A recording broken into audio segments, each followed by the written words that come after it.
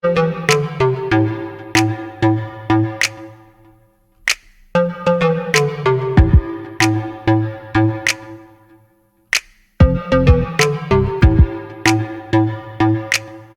back to Strongman Personal Finance. So apparently, Jeremy LaFufu is an expert on taxation. And he has this video here where he talks about taxes you may pay on stocks. Let's watch. Hey guys, I hope you're all doing phenomenal. As always, welcome in. Today we got a really fun subject, taxes and stocks. Oh my gosh, what a fun subject this is. So two things I want to get across before we even get into the subject today. First is I'm not a professional tax accountant, so take everything I give you as just starter information to know as far as what to do with stocks in regards to taxes. Okay, take it as starter. Yeah, you're definitely not a professional tax accountant. Information, don't take it as the gospel or the Bible or something like that. Like, go do more research after this video. The second part is this only relates to the United States of America. That's where I live, and that's the only market I really understand the tax codes in relation to stocks. Okay, so some of my international viewers, he understands it really well. Yeah. I apologize, this week's video might not be the most helpful to some of you guys out there, but to my US viewers, like this should definitely be a helpful video to you guys. And so not only are we going to talk about kind of like tax brackets and kind of how you're taxed differently and whatnot, we're also going to talk about kind of like my idea on why you have definitely a big advantage as a long-term investor and whether I actually make decisions based upon the taxes and whatnot. So we'll kind of get into all that. So the first part is, and you notice right off the bat, before he even goes into the taxes, he freaking spelled received wrong. I before E, except after C. You remember that from freaking second grade, little foo-foo? Good job. Any stock or option sold for a profit after 365 days in the United States of America, it's taxed as a capital gain, okay? A capital gain. And basically, the capital gain tax you pay on that is usually either 15% or 18.6%. Now, one other part is almost every single year, these rates can move around a little bit. Usually the... Okay, first of all, there's 3 tax brackets for long-term capital gains. There's 0, 15, and 20. Now, he has this net investment income tax here. So you see he has 15% or 18.6%. If you make a certain amount of money, you have to pay an additional tax called the net investment income tax. It's 3.8%. He has 3.6%. Where is he pulling these numbers from? Is he so lazy that he can't go ahead and Google the net investment income tax rate? He's a freaking moron. But good start, Jeremy. I'm really impressed so far. The fundamental underlying tax code doesn't change that much in regards to stocks, but sometimes these percentages can change. So one year it might be 14% and 18%, and one year they might do away with 18%. It might just be 15% flat. It always is kind of different. When has there ever been an 18% tax bracket? Different, but usually, at least in the recent years, it's been 15% to 18.6% if it's a position that you sold and you made a profit in after 365 days, which is 1 year, okay? So you hold a position 0, 15, 20. For over a year, you sell that for a profit, you're going to pay something around those tax brackets versus what most people pay. I mean, most people that are in the stock market are usually making pretty good money, and so you're probably paying somewhere between a 20% tax bracket, rate, and let's say 35%, somewhere in there, all right? So you're taxed, way less. If you're only taxed at, let's say, a 15% or maybe a 19% rate, right? That's dramatically cheaper than, let's say, if your tax bracket's a 28% tax bracket or a 33% tax bracket. So you can save yourself a lot of money in the long run, through selling positions for a longer time rather than doing short-term stuff and whatnot. Second part is any dividend received is taxed at 15% to 18.6%, depending on how much dividend income you had. Once again, these rates can move around a little bit by year. It just depends. But needless to say, you don't even... Well, it's not just based on dividend income. It's based on how much money you make overall, because the dividend income basically gets added to your taxes, your income. And at a certain point, it could potentially push you into a higher tax bracket. But once again, he misses the 0% tax bracket, and the 20% tax bracket. And once again, he screws up the net investment income tax. And on top of that, not every dividend you receive is taxed at preferential rates. This is a massive error on his part. For example, go and buy a real estate investment trust. Those dividends are pass-through entities. Those dividends are taxed at ordinary rates. You can be taxed at your highest marginal tax bracket based on your dividends received. This is so fallacious and stupid. This is 100% wrong, okay? There's qualified dividends, and then there's ordinary dividends. And there's a massive freaking difference. But any dividend you receive, no matter what, is 15 to 18.6%.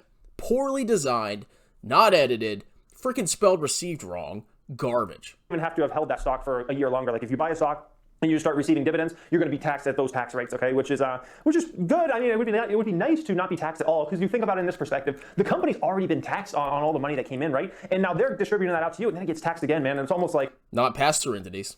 Some people call it double taxation or whatever. It is what it is. The government's always going to get a piece of their pie. But needless to say, you're going to get taxed at somewhere around there, okay? Which is, once again, generally much lower than most people's, regular tax brackets, all right? Losses. Now, a lot of people wonder, if I lose on a position, what do I do? So losses can be wrote off against investment gains, okay? But here's the kicker. You can't write off stock losses against income gains. So meaning, like, let's say you have a 9-to-5 job, okay? But let's say you had a really bad stock. You lose $20,000 in that stock. And let's say your job, you had, the $60,000 of income that year. You can't go ahead and write off that $20,000 versus your 9-to-5 job that you made $60,000, something like that. You can't do that. It's not the way it works. However, you could. Let's say you had $20,000 in gains that year, but you also had a $20,000 loss. You would write those off against each other, and basically it would take all your tax implications out of that, okay? So you can write off losses against gains. That's something that's a good thing, but once again, you can't write it off against income gains, okay? So if I lost money on a position, I can't go write that.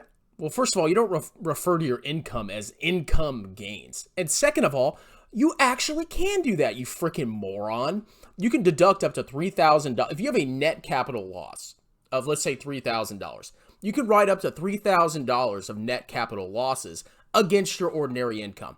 That is one of the most common things that a lot of people understand. That is a very basic part of the tax code. And if you have more than that, if you net out your gains and losses on your stocks and you have a $10,000 loss, a net loss, you can take $3,000 this year and you can carry the rest forward indefinitely. 100% wrong. This is garbage. Your income gains, you can't write them against your income. Income is not a gain, you loser. You have to buy and sell something to get a gain. Holy crap. That off against, my YouTube ad revenue or something. Like, you can't do that, okay? You can only write it off against if you have some gains in stocks. So something to keep in mind there, right? Oh. Another one is stock sold for a profit in less than 365 days. You're taxed as your regular income. Once again, most people are taxed, tax brackets are somewhere between 20 and 35%, okay? Most people that have the lower income tax brackets, 15%, 12%, anything under, below 20%, those are more like poverty levels. And let's be honest, most people that are in those type of tax brackets, they're generally speaking not invested in stocks. Unless it's someone that's really super young and they're just kind of getting in the game. Like I was at one time, I was super poor, but I was still investing in stocks. That's very rare, okay? That's very rare. Most people that are investing in individual companies, they have really good incomes, okay? That's just how it goes, guys. So keep this in mind. Let's say you buy a stock, you hold it for 6 months, 9 months, you sell it, okay? You're gonna be taxed at your regular income bracket, okay? Now keep in mind, this is also gonna push up what your regular income bracket is. Let's say you make $75,000 every single year. Like you work this 9-to-5 job, you don't really get raises or whatever. You make $75,000 a year, okay? That's what you consistently make. Now let's say all of a sudden you get a $25,000 stock market gain in some stock in a matter of 6, 9, 10, 11 months or whatever. You sell off that position. Now listen, that's gonna push you up to $100,000 of income, okay? Because once again, this is being counted as regular income now at this point in time. Either sold in less than 365 days, it's counted as regular income. That could take you up to a whole new bracket. You have to actually pay a bigger percent, not only on that stock gain, but also all your other income. So that's something to keep in mind there, guys. If you didn't quite catch that, rewind this and watch that piece again, guys. Very, very important there, okay? Next part is the tax advantage, okay? The tax advantage is to long-term investors over short-term traders, okay? Also, it's in favor of dividend investors, okay? Dividend investors, you're taxed much cheaper than, most people that are selling stocks short-term are. So, some people like... Depends what you're getting dividends from. Look at this as the system's rigged toward long-term investor. Could be, or it could just be the government is incentivizing long-term investment rather than short-term trade speculation, okay? Trying to get in and out of stocks and do those type of things, okay? And if you think about it from a fundamental perspective, in my opinion, like the argument, like I have no problem with people that are trying to, just make short-term gains, okay, and trying to make a penny here and a penny there, and just trying to get a little gain short-term and sell off. I have no problem with that. But in terms of the system and what's the most important thing, it's long-term investing in companies, having long-term investors, and every company pretty much out there wants a long-term investor base in that stock, okay. Warren Buffett wants long-term investors in Berkshire Hathaway stock, okay. They're there for the long term. They're there to see the vision and also reap the benefits that company holds over time, rather than just trying to make it a volatile stock, trade in and out all the time and things like that, guys. That's not what they're going for, okay. So the market in general, yeah, it's pretty much a rigged market for long-term investors over short-term traders. Short-term traders, you're just going to tax way more, okay? That's just the bottom line, okay? But I think it's a good thing. I think, honestly, it should be an advantage for long-term investors because, once again, that's what the market wants and what the market needs over time, okay? Last part is I never trade just for a tax advantage, okay? So what this means is I've never once, in 10 years of being in the stock market, thought, it was like, oh, man, I shouldn't hold this stock any longer, or I should hold this stock just a little bit longer so I can meet the 300. No, I make 100% of my investment decisions based on, the fundamentals of the company. Do I feel that stock's overvalued? Do I have somewhere better to park the money for now? And things like that, guys. I never hold a stock just because I'm like, well, I've already held the stock 6 months. I'm already up good on it. I think it's overvalued now. Let me just hold it for another 6 months so I can pay less of the taxes. No, I do not do that, okay? If I got a short-term gain and I feel like the stock's overvalued now or I got a better place to put that money, I'm selling the stock. I do not care if it's a short-term gain or long. I thought you only invested for 3 to 5 years, bro. What is this short-term stuff? This whole presentation is a freaking joke.